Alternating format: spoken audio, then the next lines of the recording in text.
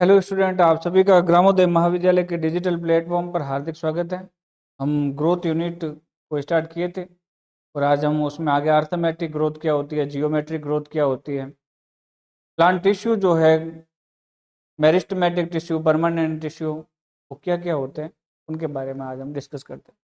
तो फ्रेंड्स, जैसा कि हमने पहले क्लास में बताया था कि जो ग्रोथ है, ग्रोथ अनुत्क्रमणीय स्थायी बढ़ोतरी, ग्रोथ जो है इरिवर्सिबल परमानेंट चेंज है। अच्छा, ग्रोथ में क्या होगा किसी पादप शरीर या जंतु शरीर में? या तो उसकी कोशिकाओं की संख्या बढ़ेगी या फिर उसकी कोशिकाओं का जो है साइज बढ़ेगा। प्रोटोप्लाज्मिक जो सब्सटेंस है कोशिकाओं के अंदर, उनकी मात्रा बढ़ जाएगी। ग्रोथ के इंडिकेटर्स की बात करी थी हमने, तो ग्रोथ के इंडिकेटर कौन कौन से होते हैं? तो ग्रोथ के इंडिकेटर में बोन साइज हो गया, साइज हो गया उसका, वेट हो गया, ठीक है, और डेंटेशन हो गया, ये अपन ने बात करी थी। जनरली हमने कहा था कि भाई जो मनुष्य होते हैं, मनुष्यों में जो है उनकी जो हाइट है, या फिर हम ग्रोथ की बात करें तो उनकी हाइट लगभग 18 साल तक बढ़ती है। तो 18 साल तक बढ़ती है क्योंकि उसके अंदर जो रेस्पॉन्सिबल हार्मोन होता है, उसके लिए सोमेटोट्रोपिन होता है, जो पिट्यूटरी ग्लैंड से स्रावित होता है। और उस हार्मोन के कारण क्या होता है कि वो हार्मोन टारगेट करता है ऑर्गन्स पर, बोन्स पर करता है, मसल्स पर करता है, नर्वस सिस्टम पर करता है, इम्यून सिस्टम पर उन पर करता है। और जो बोन के जो सेंटर होते हैं, बोन के सेंटर्स को जो है इंड्यूस करता है ताकि अस्थियों का आकार बढ़े, और जब अस्थियों का आकार बढ़ेगा तब होल एनिमल का जो है लेंथ बढ़ेगी। तो हमने बताया था कि भाई growth is a physical change, के भाई भौतिक परिवर्तन है और साइज में जो है बढ़ना ग्रोथ है, और इसको हम माप सकते हैं। तो हमने कहा था कि भाई जो आचार्य जेसी बोस है, उन्होंने क्रिस्कोग्राफ की सहायता से जो है प्लांट की हाइट को मापा। और जो एनिमल की हाइट है वो हम फीते से मापते ही हम जानते हैं कि भाई हम कितने फुट के हैं, 5.5 फुट के हैं, 6 फुट के हैं, वो हम हाइट माप सकते हैं। तो इंडिकेटर्स की बात करी हमने, तो इंडिकेटर्स के अंदर हाइट होगी, वेट हो गया, बोन साइज होगी, डेंटेशन हो गया, इत्यादि।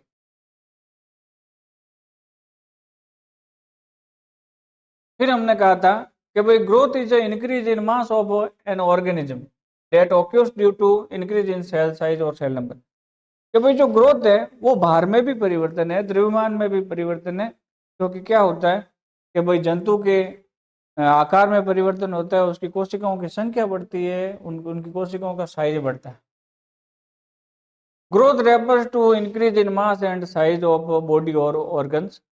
It typically occurs through the multiplication of cells and an increase in intracellular substance। क्या ये कह रहा है कि भाई जो ग्रोथ है वो क्या होता है कि भाई मल्टीप्लिकेशन ऑफ सेल, कोशिकाएं जो है अपना गुणन करती है, कोशिकाएं संख्या में अधिक हो जाती है, और उसके अंदर जो है इंट्रासेल्यूलर जो सब्सटेंस होता है, प्रोटोप्लाज्मिक कंटेंट होता है, वो भी अपना जो है मात्रा बढ़ाता है।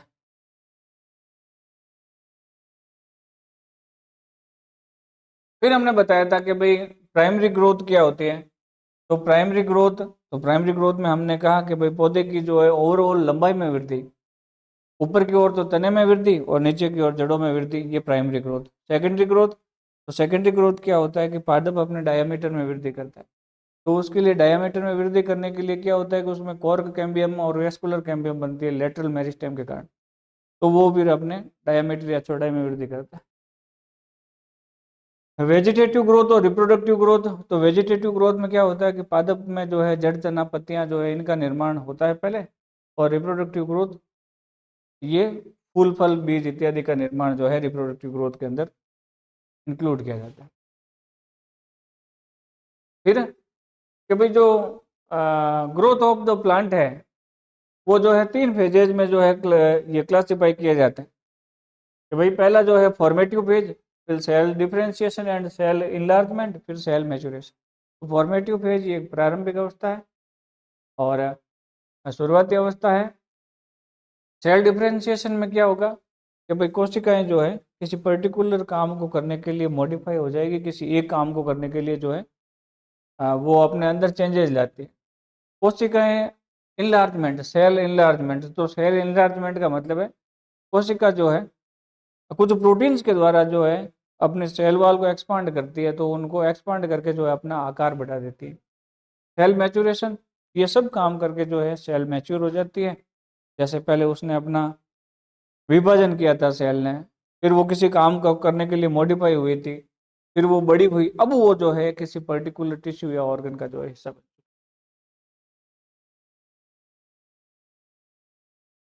फिर जो है ग्रोथ के फैक्टर, तो हमने पहले एक्सटर्नल फैक्टर की बात की, फिर इंटरनल फैक्टर की बात की। तो एक्सटर्नल फैक्टर में कौन से आएंगे? जो इन्वायरमेंटल फैक्टर होंगे। जैसे प्लांट को ग्रो करने के लिए क्या चाहिए? लाइट चाहिए, टेम्परेचर चाहिए, वाटर चाहिए, और क्या चाहिए? CO2 चाहिए, ऑक्सीजन चाहिए, इत्यादि मिनरल न्यूट्रिएंट चाहिए प्लांट को ग्रो करने के लिए। तो ये सारे फैक्टर जो है एक्सटर्नल फैक्टर है, वातावरणीय कारक है ये।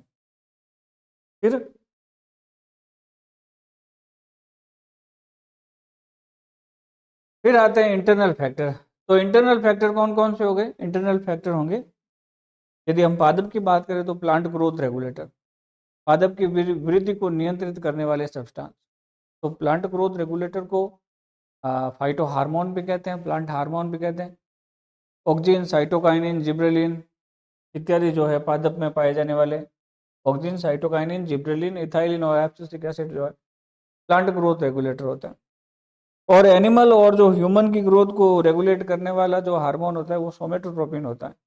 ये ह्यूमन और एनिमल की ग्रोथ को जो है इंड्यूस करता है। फिर जैसे हमने बात की थी ये हाइपरट्रोपी और हाइपरप्लेजिया की। तो हाइपरप्लेजिया क्या है? कोशिकाओं के नंबर में बढ़ोतरी। जब कोशिकाएं अपना जो मल्टीप्लिकेशन करती है, डिवाइड होकर के बहुत सारी सेल्स बना लेती है, तो नंबर में वृद्धि होता है हाइपरप्लेजिया। और हाइपरट्रोपी क्या होता है? हाइपरट्रोपी होता है कोशिका अपना आकार बढ़ाती है, उसे अपन हाइपरट्रोपी कहते हैं। तो hyperplasia increase in number, hypertrophy increase in cell size. तो जैसे आप देखिए, वाटरमेलन है तो तरबूज जो होता है, तरबूज की कोशिका अपना आकार जो है सामान्य से 3,50,000 गुना बढ़ा देती है। और इतना आकार ये अपना इसलिए बढ़ाती है ताकि जो है वो अपने अंदर जो है मैक्सिमम जो स्वीटी वाटर सब्सटेंस होता है उसको जो है अपने अंदर जो है भर सके। तो जब कोशिका ने अपना आकार 3,50,000 गुना कर दिया, कोशिका का आकार बढ़ गया, तो इसे हम क्या कहते हैं? हाइपरट्रॉफी कहते हैं। फिर आता है भाई, ये तो अभी अपन ने बात कर ली थी। उसके बाद में जो मक्का होती है, मक्का की रूट एपिकल मेरिस्टेम की जो सेल्स होती हैं, ये जो है लगभग 17,500 नई कोशिकाएं बना देती है 1 घंटे में। तो जो है ये क्या हुआ, यहाँ पर नई कोशिकाएं ऐड हुई। तो नई कोशिकाएं बढ़ने को हम क्या कहते हैं? हाइपरप्लेजिया कहते हैं। Increase in cell number is called hyperplasia.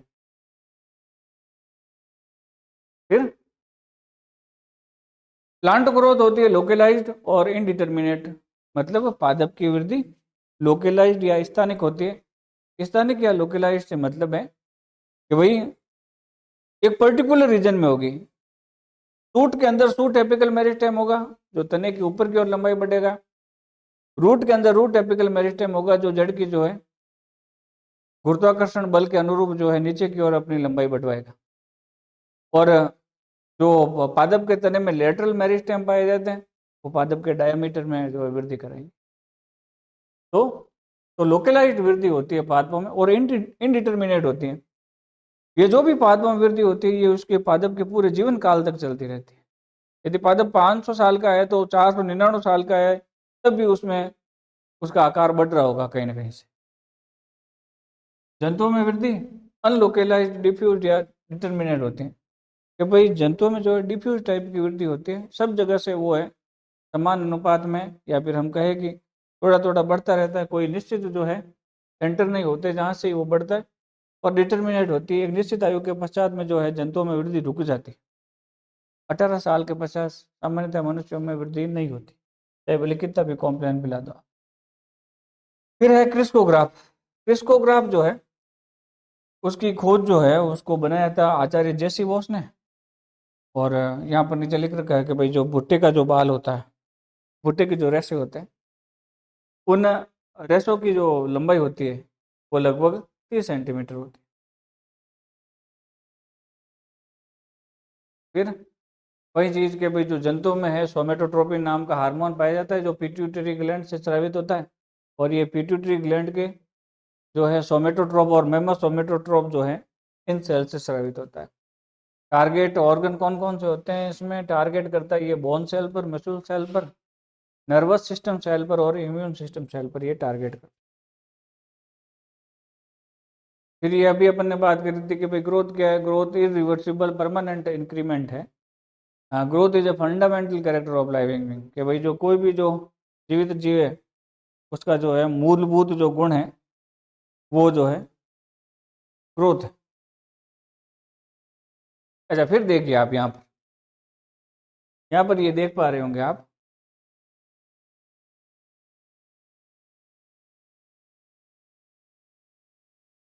Arithmetic growth. अब अर्थमेटिक ग्रोथ क्या चीज? तो अर्थमेटिक ग्रोथ से मतलब है कि भाई जैसे ये मेरिस्टेमेटिक सेल है, विभाजन किया इसने, दो कोशिकाएं बनाई, एक कोशिका तो वापस विभाजन की क्षमता रखेगी अपने अंदर, लेकिन दूसरी कोशिका मैच्योर हो जाएगी, परमानेंट सेल बन जाएगी। पीसी का मतलब परमानेंट। विभाजन तो कोशिका विभाजित हुई, दो कोशिकाएं बनाई इन्होंने, एक विभाजन करेगी दूसरी विभाजन नहीं करेगी। ये जो विभाजन करेगी ये भी आगे जाकर दो कोशिका बनाएगी, एक विभाजन करेगी दूसरी नहीं करेगी। ये भी फर्दर आगे डिवाइड करेगी, दो कोशिका बनाएगी, एक विभाजन करेगी दूसरी नहीं करेगी।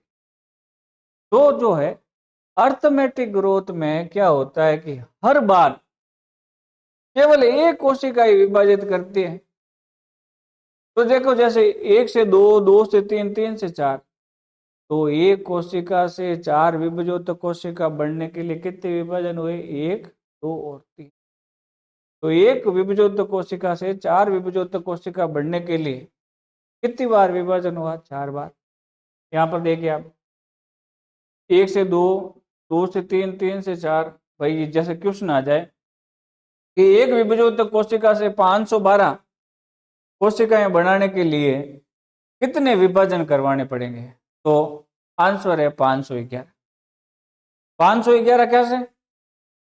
तो ध्यान रखिएगा, 511 से यहाँ मतलब है कि मैंने आपको यहाँ बताया कि ये जो एक मेरिस्टेमेटिक सेल है, ये जब विभाजित हुई तो इसने दो कोशिकाएं बनाई, लेकिन इन दो में से केवल एक ही आगे विभाजन करेगी, और ये जब आगे विभाजन करेगी तो ये भी दो कोशिकाएं बनाएगी, लेकिन इनमें दो में से केवल यही जो है विभाजन करेगी आगे।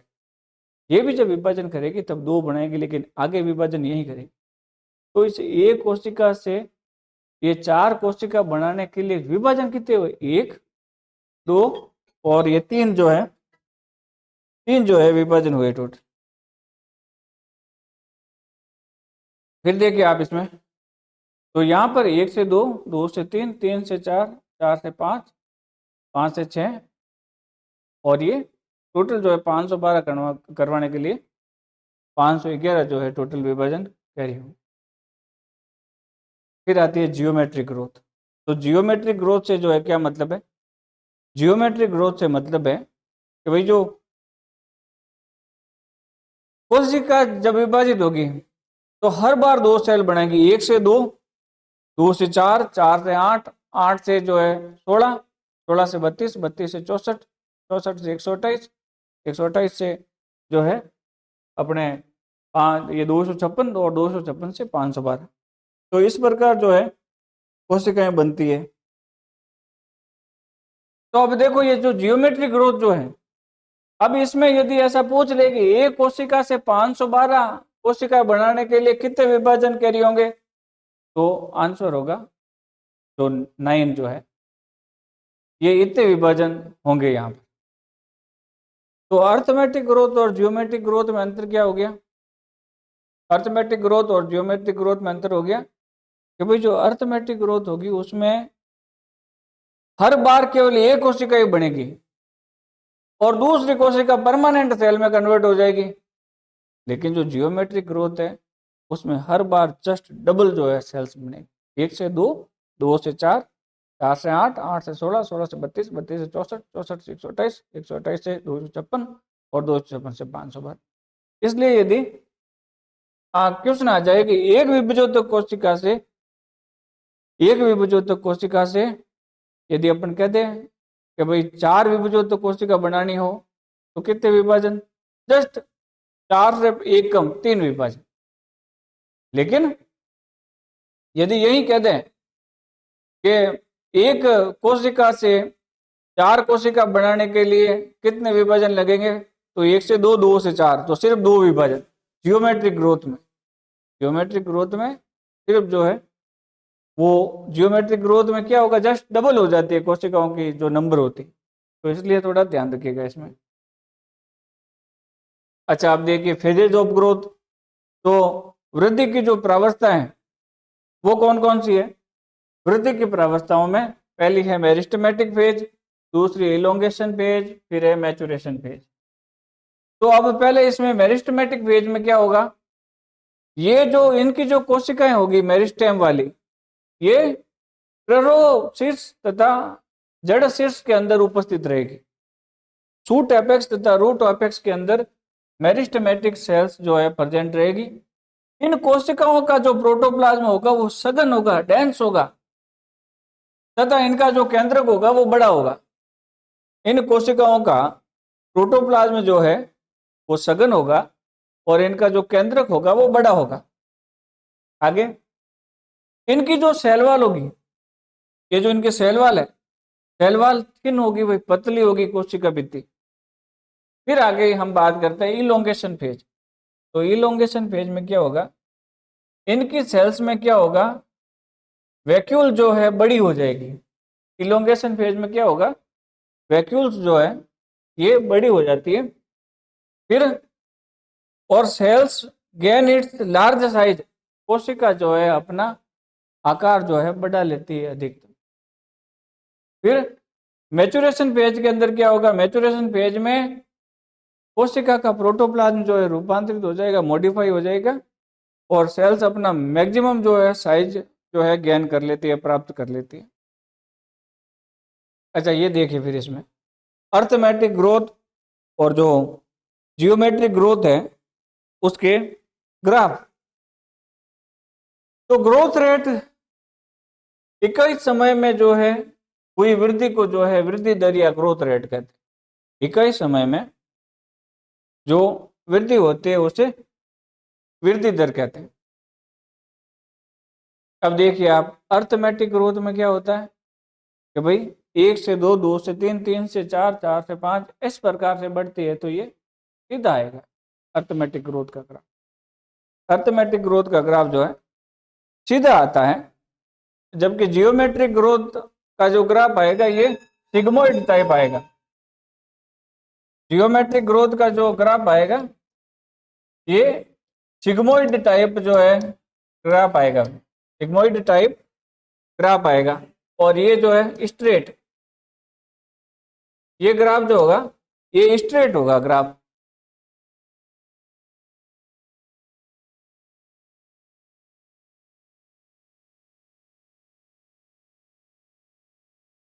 ये ग्राफ स्ट्रेट होगा अर्थमेटिक में।